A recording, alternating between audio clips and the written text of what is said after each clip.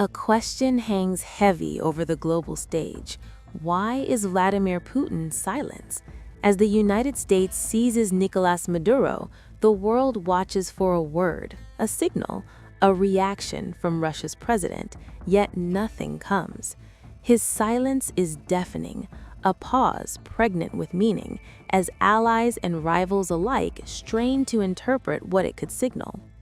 Russia's Ministry of Foreign Affairs called the Venezuelan president's capture an unacceptable act of armed aggression, but Putin has refrained from saying anything at all. Putin's prestige and reputation suffered a blow, as Maduro was his most loyal ally in Latin America. Alisher Ilkamov, head of London-based Central Asia due diligence think tank, told Al Jazeera.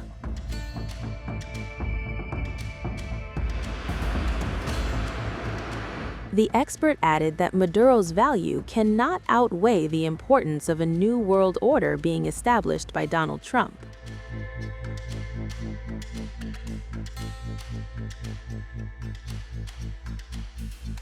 A theory doing rounds claims that Donald Trump and Vladimir Putin might have written off Maduro during their summit in Alaska last August.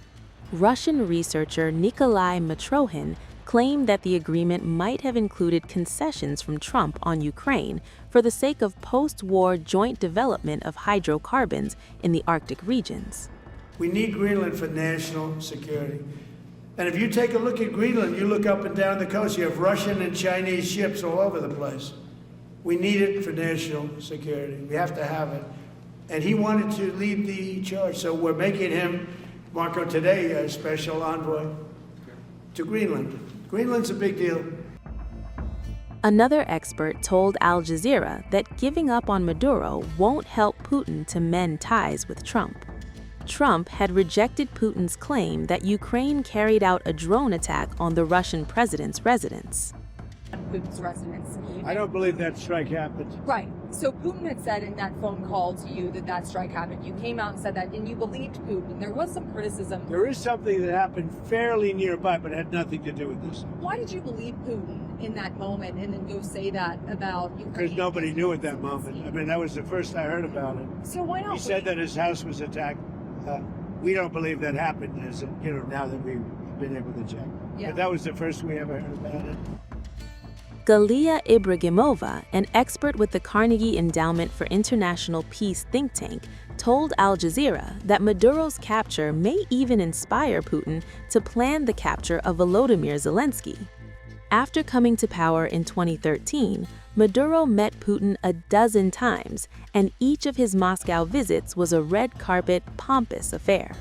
In October, Maduro appealed to Putin, urging Moscow to send missiles for Russia-supplied S-300 air defense systems, repair Russian-made Sukhoi Su-30 fighter jets, and supply radars. On January 5th, Russia blasted U.S. during UNSC's special session on Venezuela. Russian envoy warns of horrifying consequences after Trump's shocker.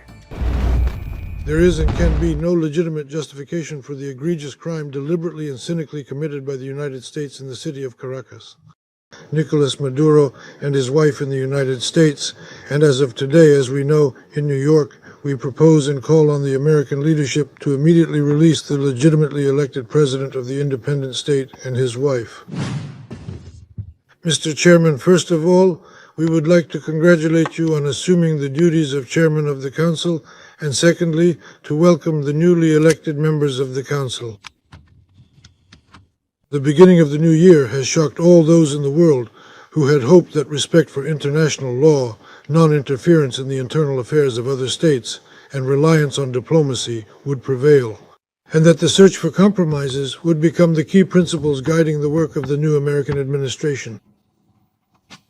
The assault on the leader of Venezuela, which resulted in the deaths of several dozen Venezuelan and Cuban citizens, has, in the eyes of many, become a harbinger of a return to an era of lawlessness, forceful American dominance, chaos, and lawlessness, from which dozens of countries in various regions continue to suffer. There is and can be no legitimate justification for the egregious crime deliberately and cynically committed by the United States in the city of Caracas. We strongly condemn the act of armed aggression by the United States against Venezuela, which violates all international legal norms. In connection with confirmed information about the presence of the abducted president of Venezuela, Nicolas Maduro, and his wife in the United States, and as of today, as we know, in New York, we propose and call on the American leadership to immediately release the legitimately elected president of the independent state and his wife. Any existing problems and disagreements between the United States and Venezuela must be resolved through dialogue. This is precisely what the UN Charter prescribes for us, the goals and principles of which a number of states in recent years have begun to apply selectively, depending on the political situation. Today we are reaping the consequences of their irresponsibility and selectivity in matters of observing the norms of international law, which they equated with a world order that we equate with the so-called rules-based world order. Here is your world order in all its glory, which horrifies even the most committed Atlanticists. Mr. Chairman, we express our firm solidarity with the people of Venezuela in the face of external aggression. We fully support the course of the Bolivarian government aimed at protecting national interests and the sovereignty of the country. The aggressive actions of Washington have already been condemned by many states and multilateral organizations, including the Non-Aligned Movement, the African Union, and the Group of Friends in Defense of the UN Charter. We hope that this international lawlessness will promptly receive an objective and comprehensive assessment in terms of international law using universal UN mechanisms and other multilateral formats. This process should not be influenced by the recognition or non-recognition of the legitimacy of any given state or association. Nicolas Maduro.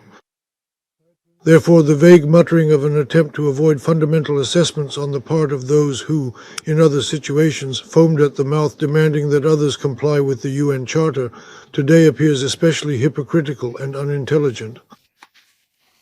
I hope you will realize this and stop using double standards and trying to justify this, a blatant act of aggression out of fear of angering the would-be resurrected American global policeman. What is especially striking is the unprecedented cynicism with which Washington did not even try to disguise the true goals of its criminal operation. Establishing unlimited control over Venezuela's natural resources and asserting its hegemonic ambitions in Latin America. In this way, Washington is giving new momentum to neocolonialism and imperialism, which have been repeatedly and resolutely rejected by the peoples of this region and by the global South as a whole. Dear colleagues, the current situation makes the unity of the entire international community extremely important. In the firm rejection demonstrated in the case of Washington of the methods and tools of American military and foreign policy. Only in this way can we force Washington to reconsider or even abandon its dangerous delusions. As we said at the previous meeting on Venezuela, the bell now ringing loudly throughout the region tolls for every country of the Western Hemisphere. It tolls for all UN member states and for the future of the world organization itself. To ignore it today means to show cowardice and lack of principle, essentially blessing the further erosion of international law and even basic civilized conduct between states. We must not allow the United States to arrogate to itself the role of some supreme judge, the only one with the right to invade any country, determine who is guilty, and assign punishment, and carry out these actions, disregarding the concepts of international jurisdiction, sovereignty, and non-interference. Is this really the kind of world we aspired to as we approach the 80th anniversary of the adoption of the UN Charter, when we all signed the corresponding statement by the President of the Security Council? Is this what the UN reform, which we all support, is aimed at? Or do the UN and the Security Council no longer exist today? And does everyone now have to go to Washington for permission to rule, and for every nation's right to self-determination and to choose its own destiny? Does that mean nothing? These are the questions that are important for all of us to answer today.